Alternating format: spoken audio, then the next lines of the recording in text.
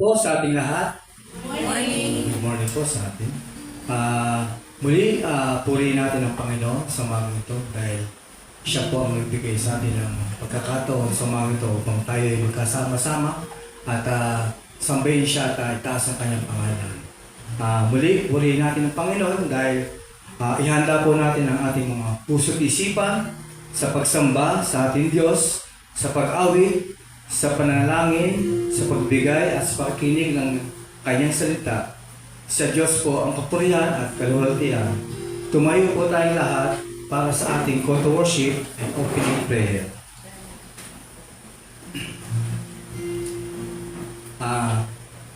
Psalm 5. Give ear to my words, O Lord. Consider my groaning. Give attention to the sound of my cry, my King and my God, for you do I pray. O Lord, in the morning you hear my voice. In the morning I prepare a sacrifice for you and watch. For you are not a God who delights in wickedness, even may not dwell with you. The boastful shall not stand before your eyes. You hate all evildoers. You destroy those who speak lies, the word abhors, the bloodthirsty and deceitful man.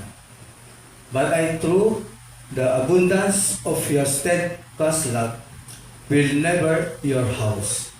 I will bow down toward your holy temple in the fear of you. Lead me, O Lord, in your righteousness, because of my enemies, make your way straight before me. For there is no truth in their mouth, their inmost self in destruction. Their throat is an open grave, they flatter with their tongue. Make them fear the guilt, O God. Let them fall by their own counsels. Because of the abundance of their transgressions, cast them out. For they have rebelled against you. But let all who take refuge in you rejoice. Let them ever sing for joy, and spread your protection over them, that those who love your name may exult in you. For you bless the righteous, O Lord. You cover him with favor as with a shield. Tayo pimanalangin. O Diyos namin makapangyarihan sa lahat. Pinupuli ka namin, tinatakila, tinataas at sinasamba.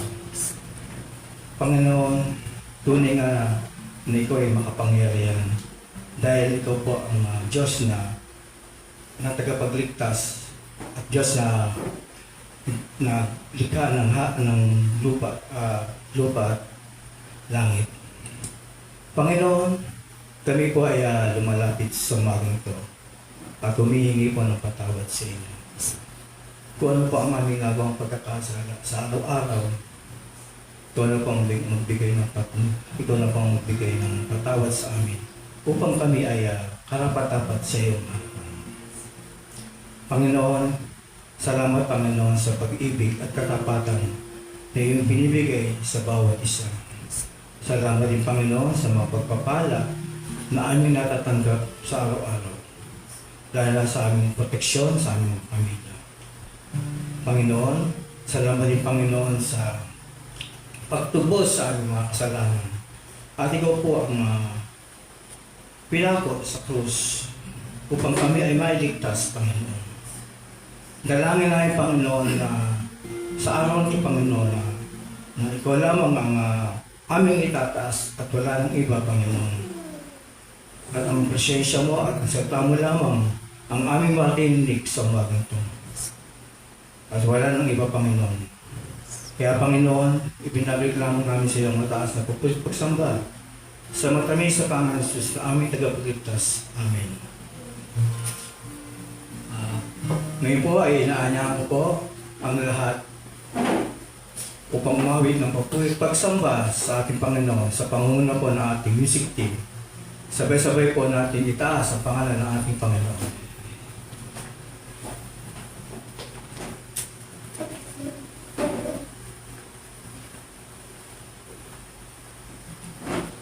Morning po sa ating lahat. Psalm 5 verse 1 to 7 says, Give ear to my words, O Lord, consider my groaning. Give attention to the sound of my cry, my King and my God, for to you do I pray. O Lord, in the morning you hear my voice. In the morning I prepare a sacrifice for you and watch. For you are not a God who delights in wickedness. Evil may not dwell with you. The boastful shall not stand before your eyes. You hate all evildoers. You destroy those who speak lies. The Lord abhors the bloodthirsty and deceitful man. But I, through the abundance of your steadfast love, will enter your house. I will bow down toward your holy temple in the fear of you. Ang awiting ito ni Haring David ay isang panalangin ng paghingi ng tulong, patnubay at proteksyon sa Diyos laban sa mga sinungaling, mararahas at mga mandaraya. Wala pang araw, gising na siya para manalangin. Lumalapit siya sa Diyos na may paggalang at pagpapakumbaba, sapagkat alam niya na ang Diyos ay hindi nalulugod sa mga masasamang gawa. Nagtitiwala siya na didinggin ang kanyang panalangin pagsapit ng umaga sapagkat ang Diyos ay tunay na mawain at puno ng kagandahang loob. Sabi ni Haring David, Ngunit sa ganang akin, sa kasaganahan ng iyong kagandahang loob ay papasok ako sa iyong bahay. Sa takot sa iyo ay sasamba ako sa dako ng iyong banal na templo. Sa Ebanghelyo, ipinakita ng Diyos ang kanyang patnubay at proteksyon nang itaas ni Kristo ang templo ng kanyang katawan para siya ang tumanggap ng kaparusahan para sa ating mga kasalanan. Hinandog ang hindi nagkasala para sa mga nagkasala. Ngunit hindi siya nanatiling patay. Dahil sa kanyang muling pagkabuhay, nagkaroon tayo ng panibagong buhay. At tinuturing niya tayo ang kanyang katawan na masaya niyang pinalalakas at pinatitibay. Sa kasaganahan ng kanyang kagandahang loob, darating ang panibagong umaga at makikita natin ang kasagutan sa panalangin ng ating mga kaluluwa.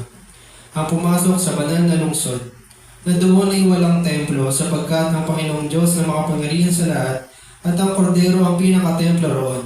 At doon tayo mabubuhay sa piling ng ating Panginoon magpakailan-kailan pa man. Kaya mga kapatid, ibigin natin ang pinakamataas na papuri at pasasalamat sa ating makapangyarihang Diyos at tagapagligtas. And sing all praise to Him.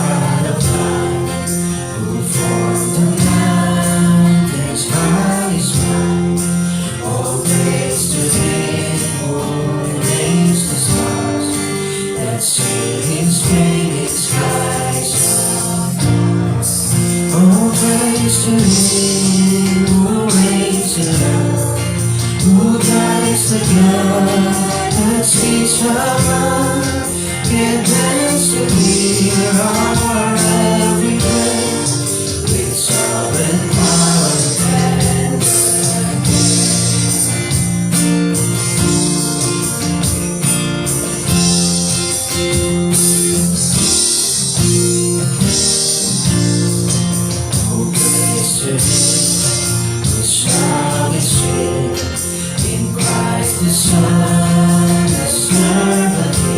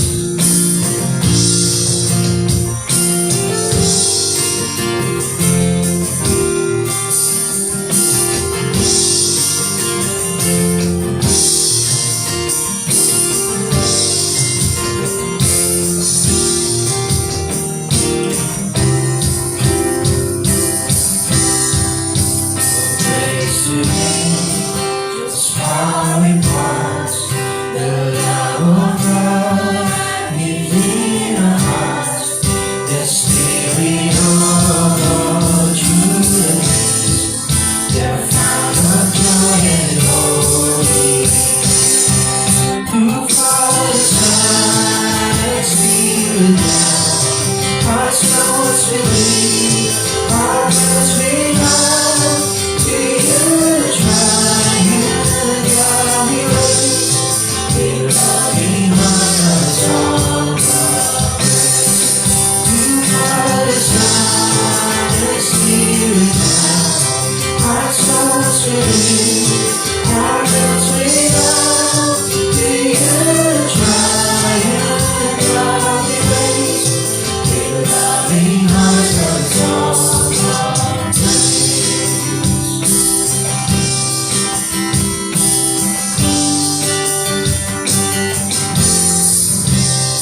Kapag natin ating Panginoon.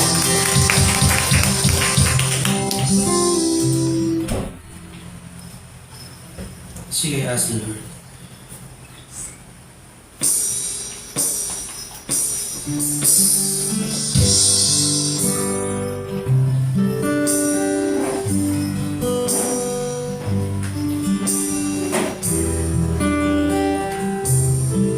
We ask the Lord.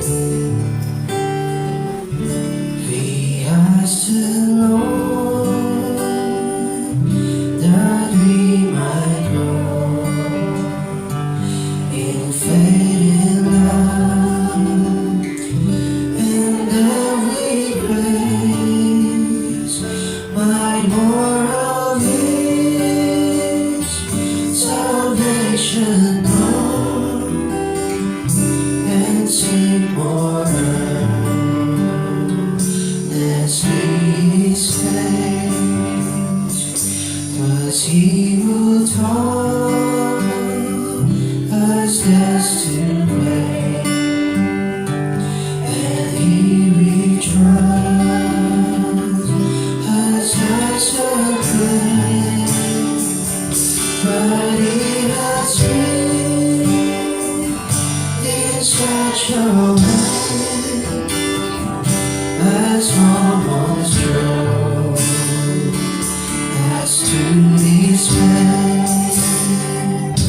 We hope that in some favor that once He answer our request, and by His grace unstraining power subdue our sins and leave us rest. Instead of these, He made us free. The heathen is our hearts, and let me because of that, I shall not soul in every part, in all it is, all heavy sin, intent to love, the way our wounds cross all the field. These times we speak, humble our heart, and laid us low. Lord, why is this we trembling cry? Yet thou pursue thy word to them. Is in its way the Lord replied, I answer prayer for grace and faith. Is in what trial I am put from self and pride to set thee free and break thy schemes of earthly joy, that thou mayst smile, thy all in. Hindi ba ako natin natin ako? Nagagawin ko.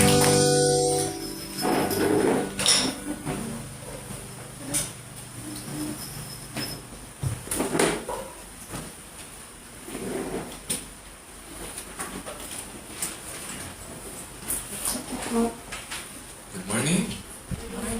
Ngayon naman po ay tatapos tayo sa panalangin. Sige po, pikit po natin ang ating mga mata at lalapit po tayo sa ating Panginoon. Let's pray. Our loving Heavenly Father, napapasalamat po kami sa panibagong araw na binigay niyo sa amin. Salamat po Panginoon for this past week. That through the work that you have given us, we can be productive and find joy, Panginoon, in the fruit of our labor. So bless you and be a blessing as well to our families. Salamat din, Panginoon, that through this, you have also granted us the privilege to find our joy in you and look forward to this day, your day,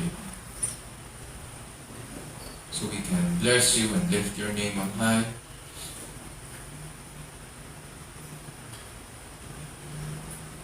And be refreshed and relieved of all our cares and worries.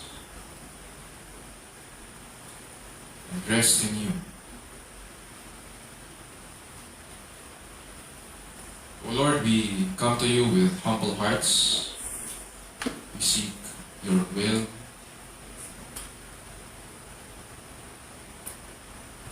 And ask for wisdom in the decisions that we need to make for today and this coming week. We pray, O Lord, para sa aming bansa. At present, dear Lord, we are undergoing a crisis. And so we place this at your feet. We do not understand, Panginoon, lahat ng bagay na nangyayari sa aming bansa, dito sa loob at sa labas. We also do not understand everything, Panginoon, na ginagawa ng aming mga leaders. And we know, dear Lord, that we cannot depend on them. And so we place, O Lord, our trust in you.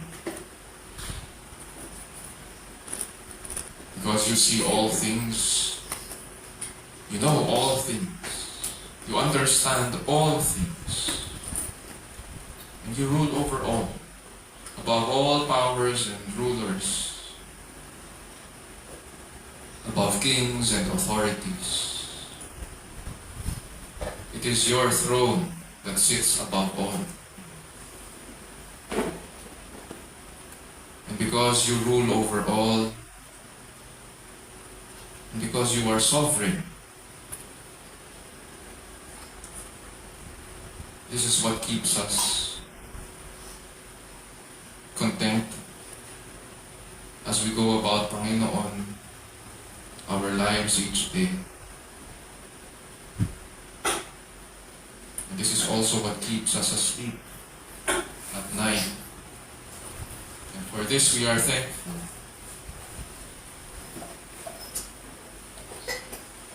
As we pray for our leaders, Panginoon, we pray for wisdom para sa kanila. We pray, O Lord, that you would move in their midst. We understand that they are not only servants of the people, but ultimately they are your servants, your ministers, whom you have placed in positions of authority. so that they would protect the welfare of the people. And so our prayer is that they would also be able to dispose of their duties with faithfulness and integrity. We pray against corruption, against abuse of authority. And we pray, O Lord, that just as you have given them responsibility, so we pray that they would also be reminded, Panginoon, of their accountability. And that justice, O Lord, and truth would prevail.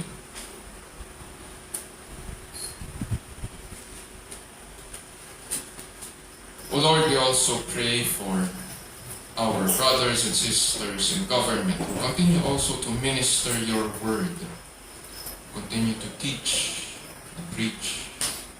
And pray, O Lord, that their ministries as well would grow so that the principles of your word would be seen, Panginoon, in how our government officials, their staff, and their personnel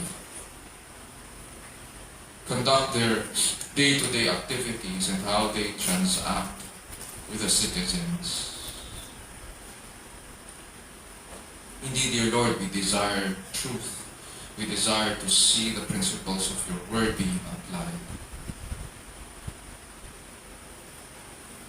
And so we pray that may this also begin with us. That just as we seek your word to be seen, Panginoon,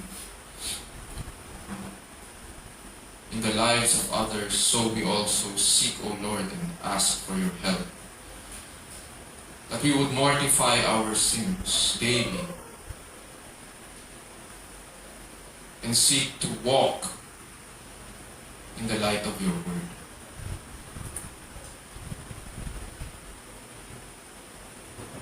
Grant us the strength, O Lord, to fight the battles in our hearts, the battle against sin, the battle against lusts of our flesh and eyes, and the pride of life. Oh, that you would be glorified, O Lord, through our lives.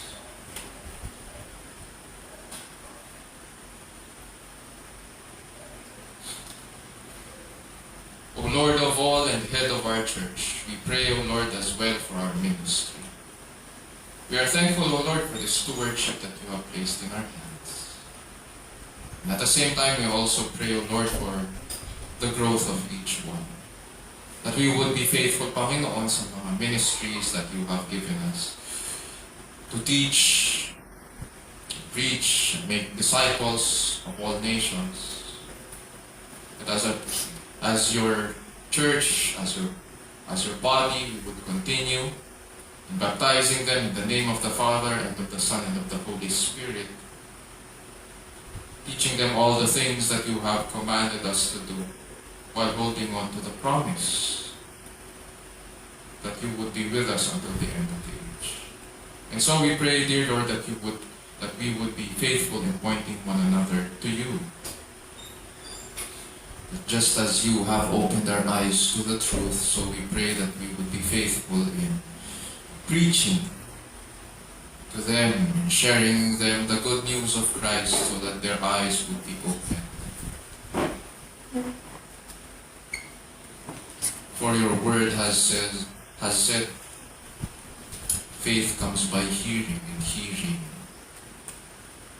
the word of Christ. So we pray, O Lord, that you would be faithful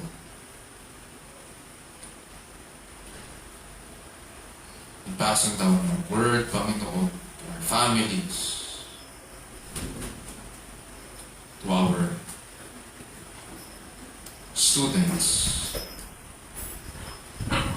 in ministry, to one another.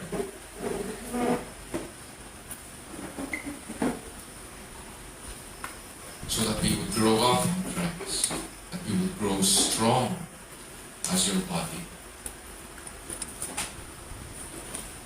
O Lord, we also pray for the new families that you have given us.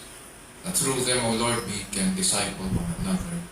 We pray that as you have given us our families, we would remember, Panginoon, that our family is our first ministry. And that you have called us, O Lord, to care for them, not only physically, but spiritually as well, that just as you have fed us with the food of your word, so we pray, O Lord, that we would also share this food with them.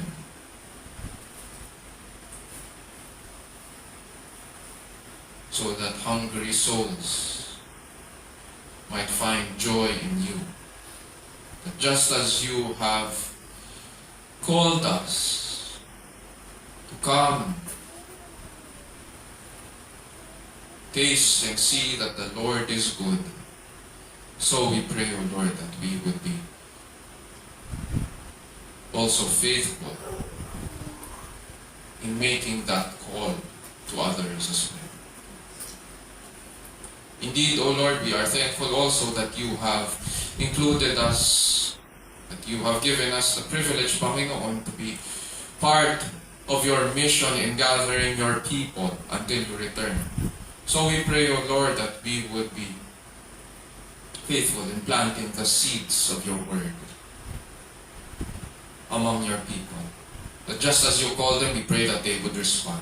That just as your word is being preached and taught, we pray that you would open their eyes. And that just as you would call them, we pray that you would also open the ears of their hearts so that they would respond.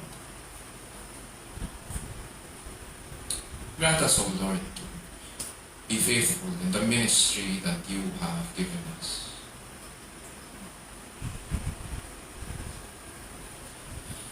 O Lord, we also come to you with our personal concerns. We are thankful that through this ministry we can remember one another and that we can carry one another's burdens. And in doing so, we pray that you would continue to enrich, O Lord, our fellowships, our relationships with one another.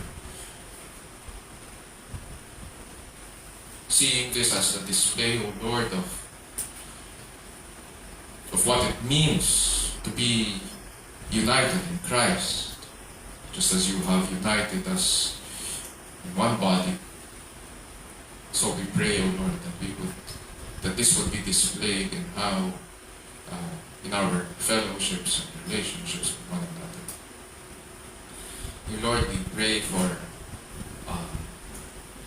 pray for our students. Salamat, Panginoon. Some of them have already ended the school year, while others are about to begin or have just begun. We pray that you would grant them strength and wisdom, that they would be able to continue, Panginoon, with sharp focus sa kanilang mga pag-aaral. Ganon din sa aming for those of us, Panginoon, na nagtatrabaho, we ask that your traveling mercies and protection be upon us, those of us who have to go to our places of work. And for those of us, O Lord, who also work at home, we pray that we would be a blessing, Panginoon, sa aming workplace. That they would see through our output the life that you have given us. That they would see, O Lord, that what it means to be a Christ follower, to be redeemed by you through the work that we do, through the work that we produce. And so we would be a living testimony of your work, O Lord, on the cross.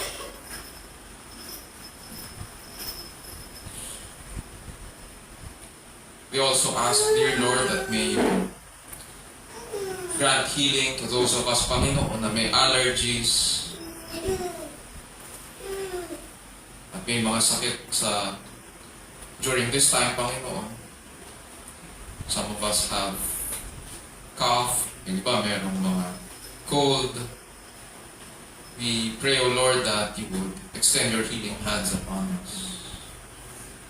use the medicines that we're taking and the rest and care of our family so that we would get well. Grant us, O Lord, to think about, O Lord, your grace upon us. How you have shown us mercy, Panginoon, through this time. You have been faithful, O Lord, and good, not only during the pandemic, but even now, Panginoon. As times are hard and prices go up, the cost of living also, Panginoon, becomes difficult. You are there. And so we pray that you would see us through. We also pray, O Lord, for those of us who are traveling at saka magta-travel this coming week. We ask, O Lord, for your protection to be upon them. We pray for the lady for her safe travel through by sea. We expect her, Panginoon, na makarating, Panginoon, sa Bacolod by 11 p.m. And so we ask na maging maayos, Panginoon, yung kanyang paglakbay papunta sa kanila. We also pray, O Lord, for spiritual growth sa mga families namin. While we pray for this, we pray, O Lord, as well that you would equip us. We who are the heads of the families, we pray, O Lord, that you would grant us the boldness to open our mouths and speak of your goodness and faithfulness to your people. So that our children would hear and our children's children would grow up in the saving knowledge of our Lord Jesus Christ. Oh, we pray, O Lord, as well for our children and our ministry to them, that they would grow in wisdom, that we would be active, Panginoon, in teaching to them your word, that if we want to see the fruit of our prayers, then we need to be faithful as well, that just as you have called us, we would be glad to respond to the ministry of teaching them faithfully your word, so that they would grow up in it.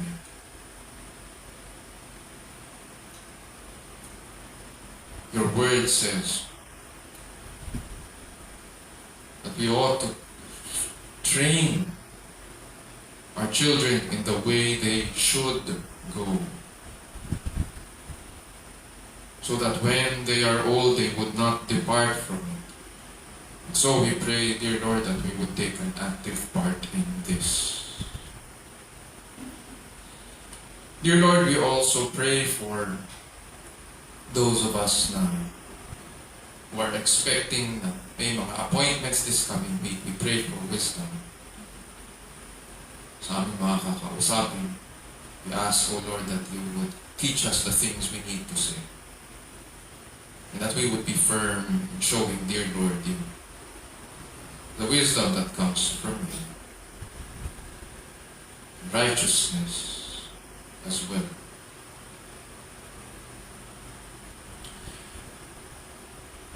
O Lord, as we approach you now in the study of your word, nagpapasalamat po kami, Panginoon, that you have gathered us once again at your feet so we can listen to you.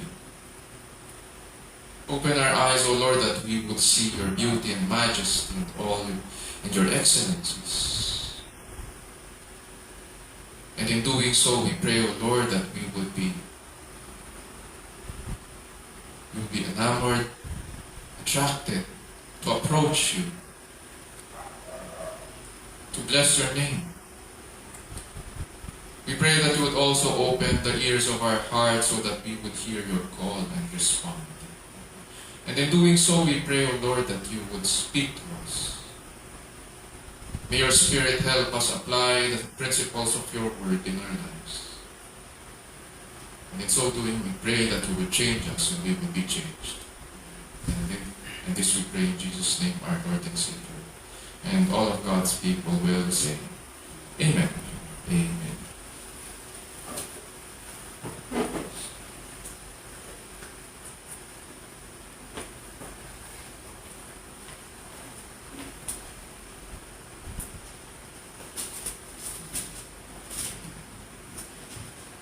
Ngayon po ay dadako na po tayo sa pagbasa ng salita ng Diyos na magmumula po sa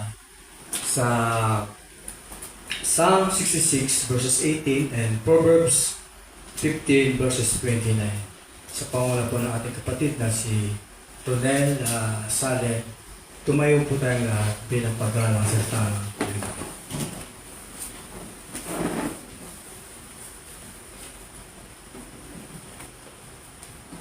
Good morning po sa ating lahat. Ang ating pong scriptures for today is magmumula po sa Psalm 66 verse 18 and Proverbs 15:29. Ito na pong sinasabi. Psalm 66:18. If I had cherished iniquity in my heart, the Lord would not have listened. Proverbs 15:29. The Lord is far from the wicked, but He hears the prayer of the righteous. Ito pong salita ng Panginoon. Tuloy na po.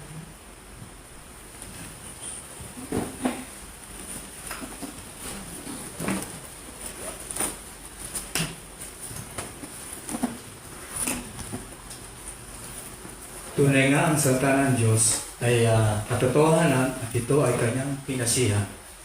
Nagtuturo ito ng katotohanan tungkol sa ating Diyos at ito rin ay nagsasaway at nagtutuwid sa bawat mananampalataya.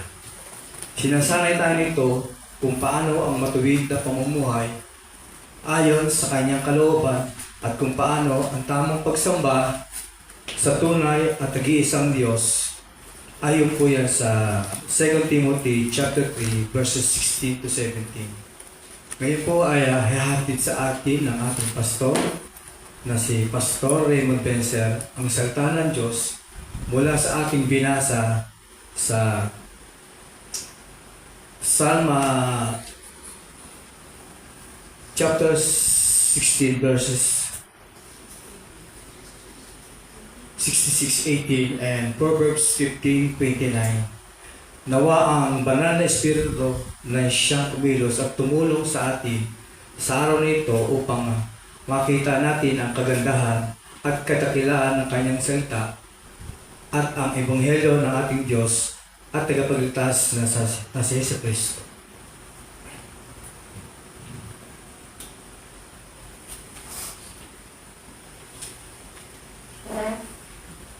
Morning po. Okay. This time naman po, hayaan niyo pong basahin ko po ating passage sa Tagalog. Sulat po natin. Yan. Ganito po ang sinasabi, kung pinakundanganan ko ang kasamaan sa aking puso, hindi ako titingin ng Panginoon, Psalm 66:18. And then Proverbs 15:29, ang Panginoon ay malayo sa masama, ngunit kanyang dinidinig ang dalangin ng matuwid. Ito po ang salita ng Panginoon, purihin ang Diyos. Habang pinag-aaralan ko po ang magiging sermon series natin sa buong taon na ito, naisip ko po na maganda ring pag-aralan ang mga panalangin na hindi dinidinig ng Panginoon. Sapagkat meron, siguro iniisip natin, meron bang prayers na hindi dinidinig ang Panginoon sa Scripture? Meron bang mga examples? There are examples. And yun yung pag-aaralan natin from today hanggang sa last Sunday ng buwan na ito. In 2024, nagkaroon po tayo ng series on the Our Father. Kung matatandaan po natin, hinimay-himay po natin yung nilatag natin, yun ang pinag-aaralan natin. Mula sa Matthew chapter 6, verses 5 to 13. Ang Our Father or Ama namin, pwede rin tawagin na the Disciples' Prayer. Hindi pwedeng sambitin yun ng kung sino-sino lang. Kasi yung unang mga salita ng Ama namin indicates na mayroon kang relationship sa Diyos Ama. Doon pa lang, hindi pwedeng malalaman na natin agad na kailangan mayroon kang ugnayan sa ating Diyos. And then the following year, no 2025, pinag-aralan po natin mula sa John 17.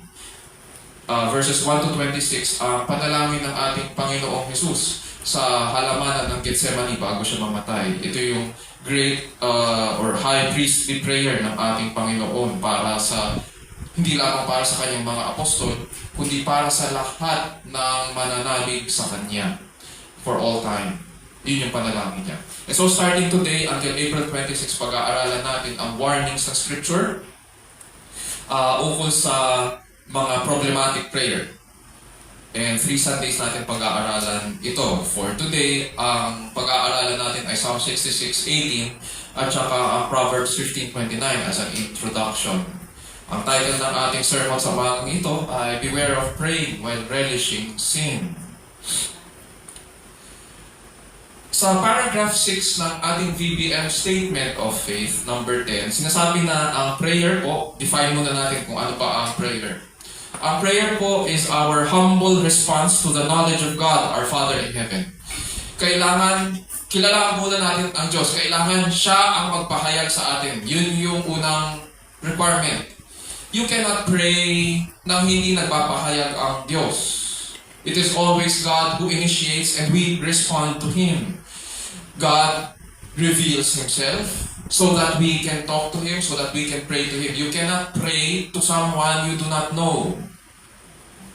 You cannot talk and tell that person you love that person, you know that person if He has not revealed Himself to you.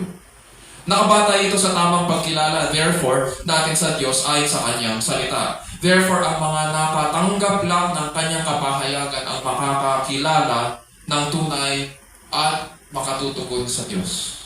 And just like any blessing of salvation, it is all by God's grace.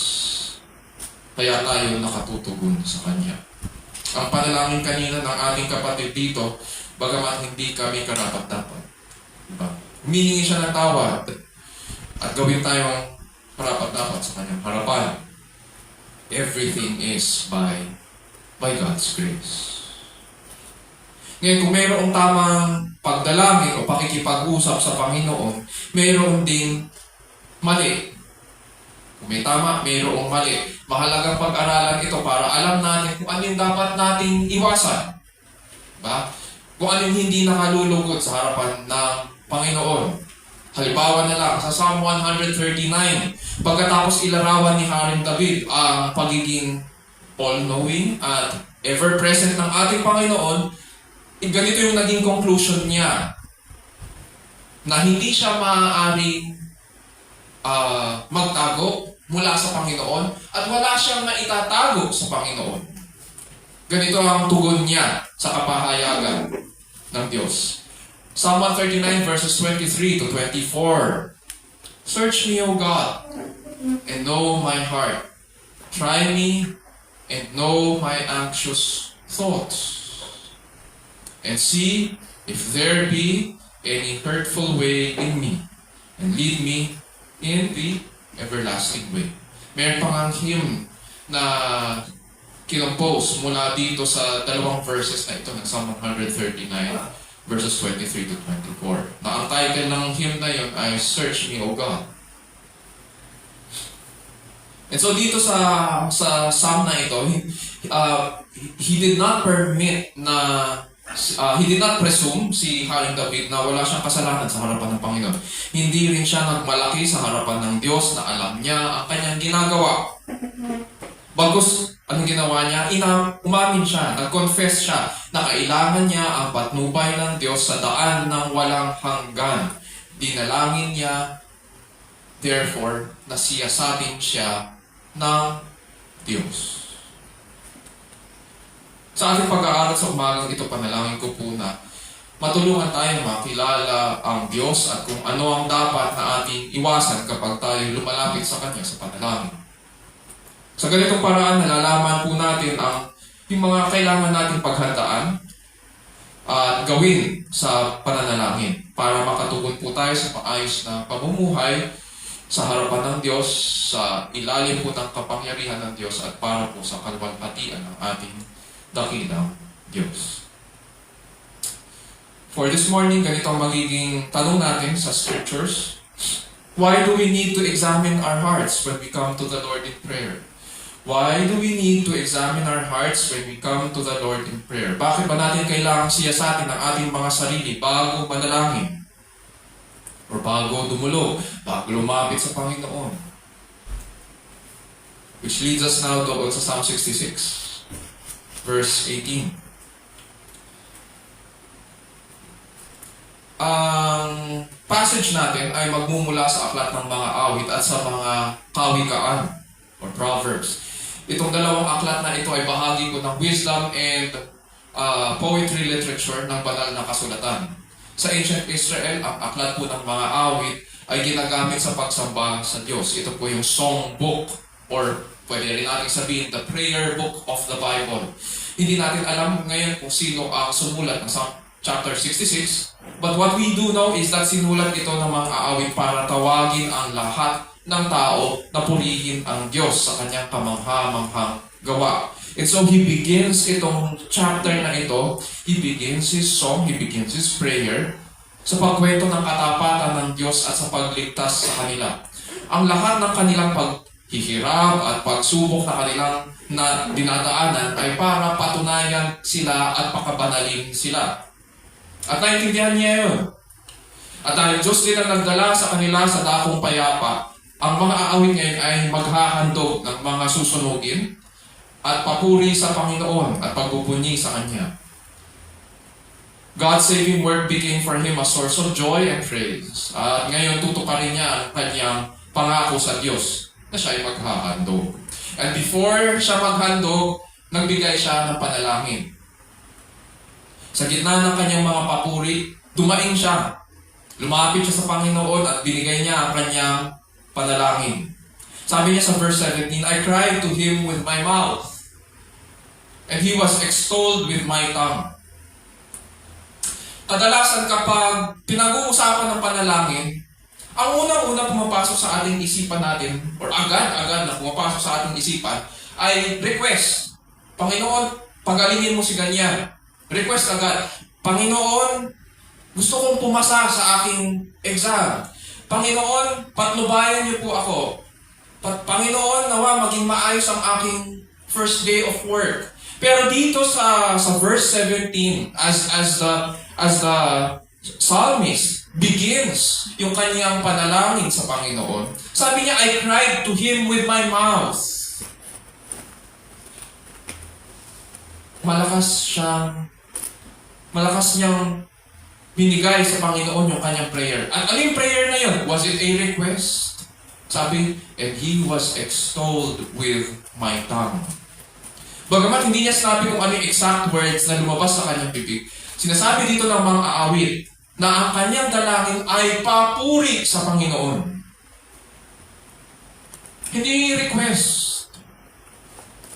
His cry to the Lord was a cry of praise.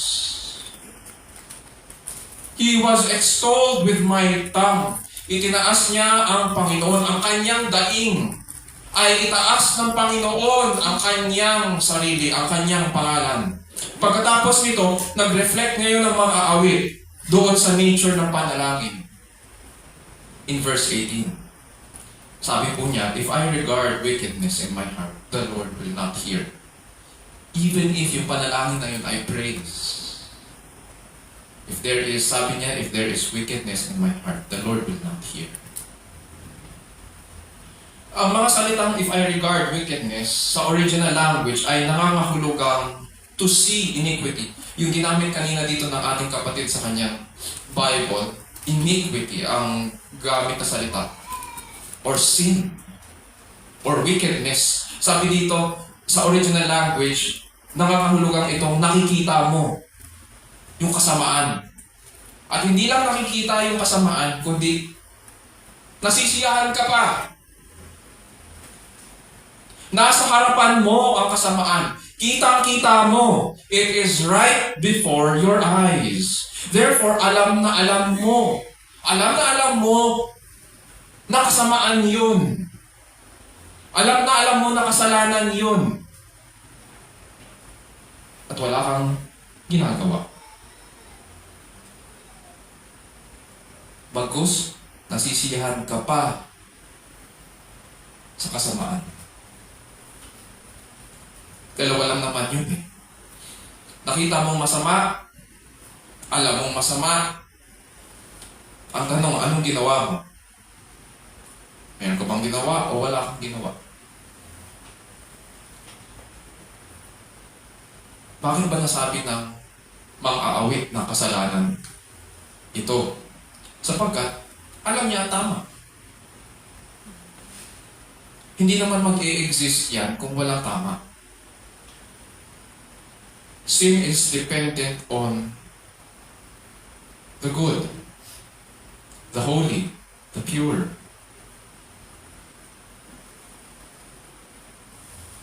Alam ng mga awit ang tama. Alam niya ang mabuti. Therefore, alam niya ang pinagkaiba nito sa masama. Sa Bible, ang salitang heart, sabi dyan, if I regard wickedness in my heart. Ang salitang heart ay seat of our trust and commitments. Hindi ito katulad sa panahon natin na ito ang seat of emotions or ito ang seat of love. Pag ganyan, ano yun? Ganyan? Ano yun? Yung heart, finger heart, paano yun? Yung small heart, ganyan? Alam. O yung iba, ganyan. I heart you. Pag sa Bible, especially sa Old Testament, pinag-uusapan ng heart, this is the seat of trust and commitment. Ito yung control center ng ating mga desires and all of our decisions and devotion. Halimbawa na lang, Psalm 37, 3-5, ganito ang sinasabi, trust in the Lord and do good. Dwell in the land and befriend faithfulness. Notice yung first command or instruction, trust in the Lord and do good. Tapos, Psalm 37 verse 4, delight yourself in the Lord and He will give you the desires of your heart. Commit your way to the Lord, trust in Him, and He will act. The heart is the seat of all trust and commitment, devotions, desires, and decisions ng tao in the Bible. Sa mga tuwid, dito sa ating passage sa Psalm 66, kapag sinabi ng mga aawit na I regard wickedness in my heart, hindi mo lang ikinasya ang kasamaan. Dahil wala kang ginawa, dahil pinanonood mo, patuloy mo pinanonood yan, patuloy mong tinitignan yan, katumbas rin yan ng paglagak mo ng iyong sarili sa paggawa ng kasamaan. It is equivalent to taking delight in sin and committing to it, to cling to it. Why do we need to examine our hearts when we come to the Lord in prayer? Yun yung tanong natin. Mga kapatid at kaibigan, I cannot see what is in your hearts and in your minds. Patulad yung tao rin ako. Hindi ako Diyos. Limited lang ang aking nakikita, limited lang din ang aking nauunawaan. Ngunit ang Panginoon, Siya po ang nakakakita at nakakaalam ng lahat, including ang nasa ating isipan. Siya lang ang nakakakita niyan. Siya lang ang nakakakita kung ano ang nasa ating mga puso, kung ano ang ating mga single most devotions. Commitments natin, saan tayo nakakommit. If these are good, if these are aligned sa Kanyang salita. Walang bagay na maaaring itago sa Kanyang paningin. Alam niya ang tinatago natin sa ating mga puso. Alam niya ang ating mga desires, ambitions, ang ating mga attitudes, ang ating mga devotions na maaaring hindi alam ng ating kapwa. At dahil siya po ang master of the universe, He requires, no, He does not only require, He demands holiness from His people. Be holy, for I am holy. Sa isip, sa salita, at sa gawa. Ang ating desire na sumunod sa Kanya ay nahahayag sa ating mga buhay. Sapagkat kung wala tayong desire at sincerity na talikdan ang ating mga kasalanan, ang ating kasamaan, sabi dyan, ano daw? The Lord will not hear. Hindi niya kalulugdan ang ating mga papuri. Hindi rin niya diringgin ang ating mga hiling at dalangin. Therefore, it is hypocrisy to think that we can delight in God while relishing sin in our hearts. Why do we need to examine our hearts when we come to the Lord in prayer? Because it is hypocrisy to think that we can delight in God while relishing sin in our hearts. Pinahayag po ng Diyos sa kanyang salita ang mga bagay na kanyang kinalulugdan. Hindi po natin pwedeng sabihin na, Our Father who art in heaven, hallowed be thy name. Your kingdom come, your will be done on earth as it is in heaven. Pero, may pero tayo. Ang taas ng tingin natin sa ating mga sarili at ang baba ng tingin natin sa Kanya. Na para bang tayo ang tumubos sa ating mga sarili. Na para bang tayo ang Diyos ng ating mga buhay. Na tayo ang nagpo-provide sa ating mga pangangailangan, ang galing-galing at ang tunong-tunong natin. Mas marunong pa tayo sa Kanya. Hindi natin pwedeng sabihin, Our Father in heaven, who hallowed be your name, your kingdom come, your will be done on earth as it is in heaven. Hindi natin pwedeng i-claim na dumating nawa ang kaharian mo, pero busy-busy tayo sa paggawa at pagpapalaganap ng sarili nating pangalan dito sa lupa at pag-i-excuse sa ating mga kasalanan. Paano nga naman tayo hahayo para dumating ang paghahari ng Diyos sa kanila? Sa mga estudyante natin, sa mga tinuturuan natin, sa mga dinidisciple natin, sa ating mga anak, sa ating mga pamilya. Paano nga naman, paano darating ang paghahari ng Diyos sa buhay nila kung tayo puro pansariling kapakanan ang focus natin? Hindi ko sinasabing hindi important. Sometimes even the good things can become corrupted. Hindi ko sinasabing huwag gawin. Pero sometimes ang problema natin, even the good things we corrupt. That's our problem. God has blessed us with many good things. We corrupt the good things. We make them like gods. And we don't listen to Him. Sinasambil natin, sundin ang loob mo dito sa lupa tulad ng sa langit.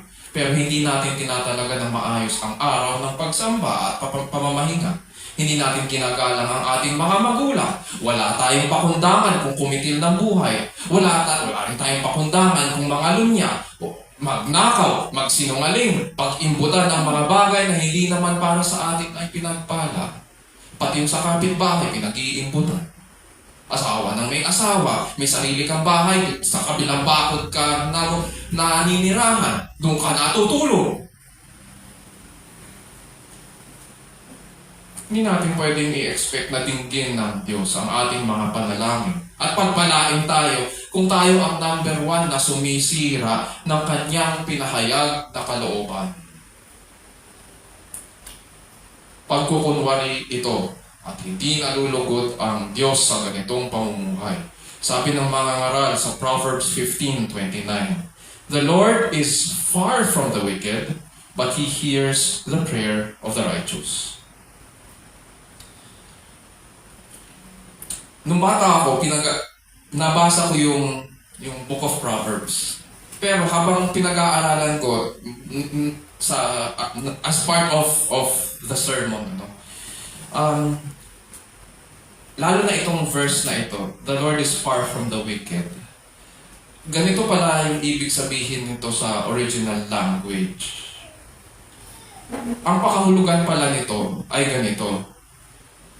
Pag sinabing the Lord is far from the wicked, yung pagiging malayo niya sa masama ay malayo para marinig ang daing at panalangin ng mga masasama. Therefore, malayo ang Diyos para tulungan sila. Yes. Is God capable of helping? Yes. Pero sa language na ito, ang sinasabi sa atin ng mga ngaral, may sense na impossibility na dinggin ng Diyos ang mga hiling at pananalangin ng mga masasama. Hindi niya didinggin yun. He is not, wala tayong claim. bilang mga makasalanan, wala tayong claim na, or hindi natin pwedeng sabihin na karapat dapat tayo nadinggin ng Diyos. Even if we do good in this world, the good things that we do are tainted with sin.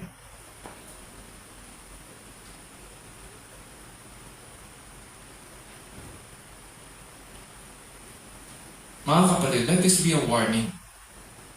Sa mata po ng Diyos, dalawa lang ang klase ng tao. Ang masama at ang matuwid. Ang Diyos ay banal, malayo siya sa mga masasama. Kanyang dinidinig ang dalangin ng matuwid. Scriptures tell us, no man can serve two masters. Sabi rin ng isang theologian, if you cling to sin, you cannot cling to God.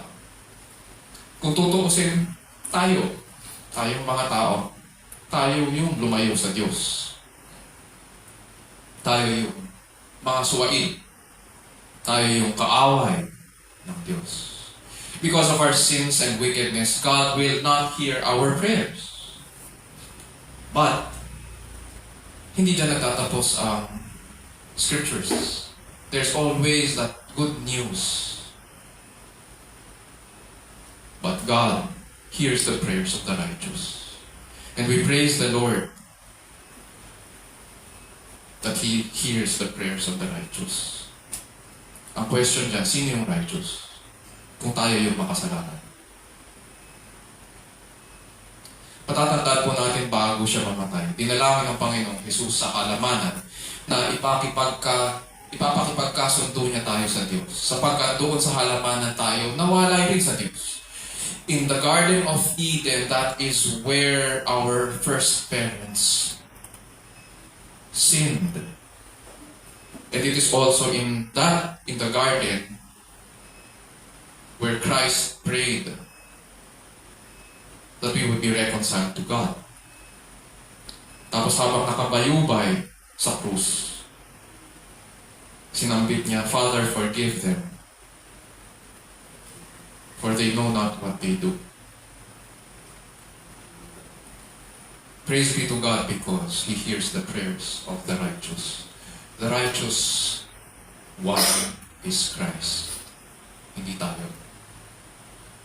God hears our prayers because of Christ.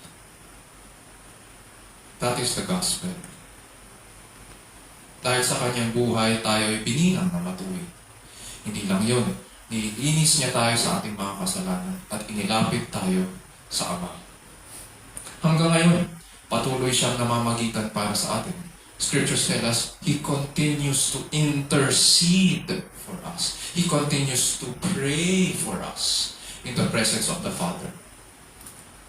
He is active in heaven. Napakaganda ng ginawa ni Kristo. While He was on earth, He prayed for us. At hanggang ngayon, He continues to intercede for us. Yung ginawa niya at ginagawa niya para sa ating kaligtasan. So mga kapatid at kaibigan, makatutulog tayo sa ating Ama sa Langit. At tulad ng mga awit, masasabi po natin sa verses 19 to 20. Ganito tinapos ng mga awit yung Psalm chapter 66. But certainly God has heard. He has given heed to the voice of my prayer. Blessed be God who has not turned away my prayer nor His loving kindness from me. Makita natin ang kasagutan sa ating mga panalangin.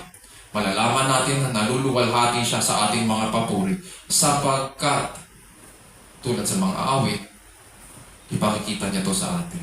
At matatandaan natin na wala naman tayong ginawa para maging karapat-dapat na lumapit sa Kanya. It was all because of His grace for you and His grace for me. Mga kapatid at kaibigan, mahalagang siyasatin natin ang ating mga sarili bago manalangin. Sapagkat nakikita ng Diyos ang lahat at nalalaman niya ang lahat. He demands no less than holiness and purity from His people. Hindi maaaring lalapit ka sa Diyos pero nagpapatuloy ka sa kasamaan. Kung ganito ang laman ng ating mga puso, the Lord will not hear Hindi niya kalulugdan ang mga papuri. Hindi niya diringgin ang mga dalangin na ang pinagmumulan ay pagkukunwari. Why is it important for us to examine our hearts when we come to the Lord in prayer? Because it is hypocrisy to think that we can delight in God while relishing sin in our hearts. God is holy. It cost the life of His Son para tayo linisin sa ating mga kasalanan at maibilang ng matuwid. Beware of relishing sin when coming to God in prayer. Isapuso natin ang mga bagay na ito at iukol natin ang ating sarili sa tapat na Panginoon at dakilang tagapamagitan. Let's pray. Our loving Heavenly Father, we thank you for your word. Salamat, Panginoon, it is for its sharpness. Indeed, Panginoon, it cuts asunder, Panginoon,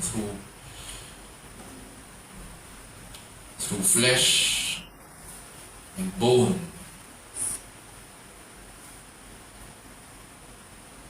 It teaches us. It corrects us.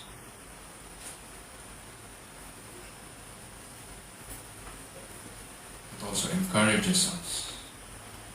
And so we pray, O Lord, that you would. But as you search our hearts, we pray that you would know our thoughts. O Lord, see if there be any wicked way in us.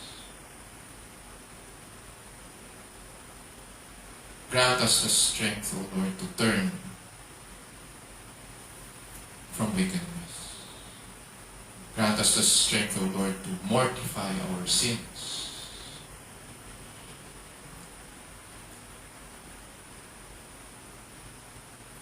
Cleanse us.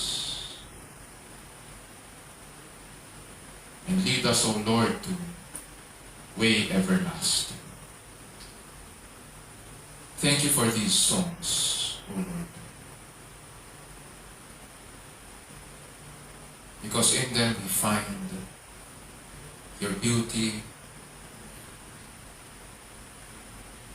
and majesty. In them we find, O Lord,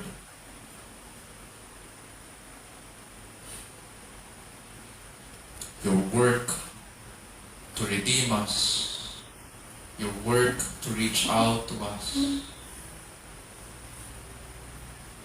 to save us, and your work to renew us so that we can respond to you.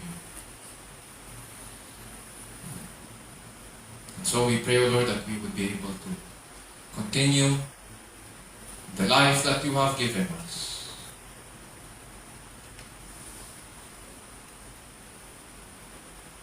We pray, O Lord, that you would help us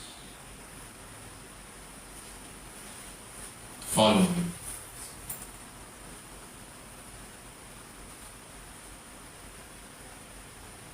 And this we pray in Jesus' name, our Lord and Savior. Amen. Amen.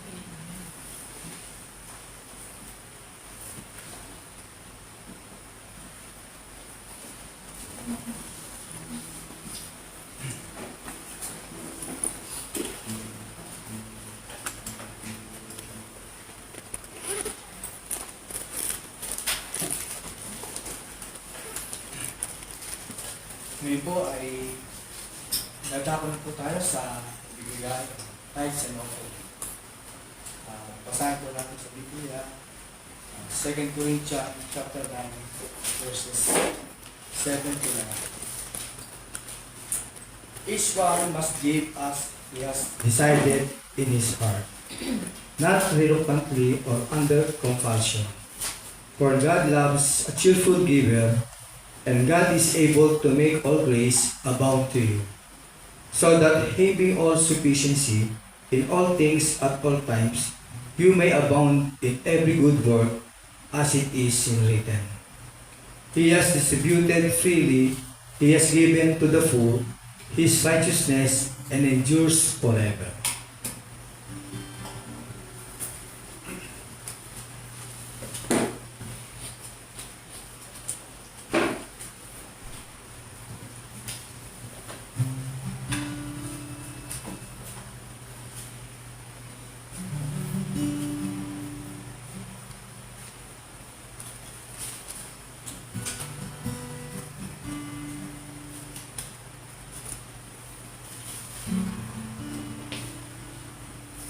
Tayo po tumayo upang umawit ng pagpulong sa ating Panginoon. Praise God from whom all blessings flow. Praise Him, all creatures here below. Praise Him, all the heavenly hosts. Praise Father, Son, and Holy Ghost. Amen.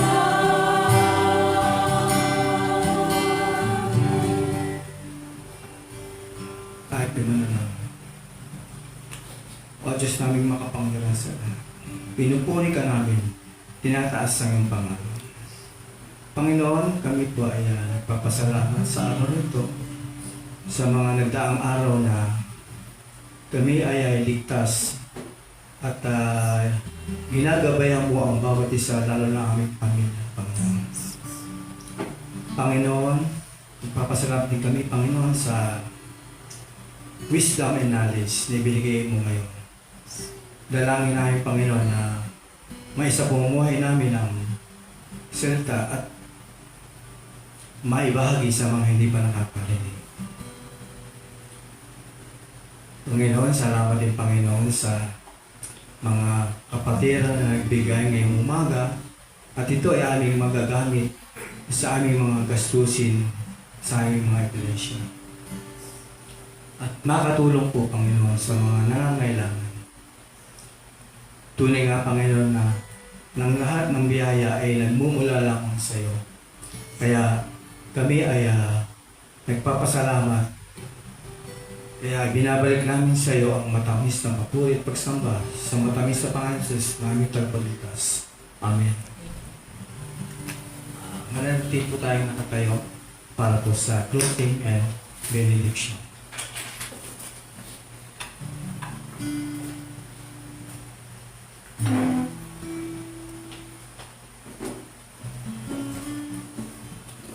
Mga kapatid, purihin po natin ang ating Panginoon at tanggapin ang kanyang pagpapala. Now to Him who is able to establish you according to my gospel and the preaching of Jesus Christ, according to the revelation of the mystery which has been kept secret for long ages past, but now is manifested, and by the scriptures of the prophets, according to the commandment of the eternal God, has been made known to all the nations, leading to obedience of faith. To the only wise God, through Jesus Christ our Lord, be the glory forever. Amen.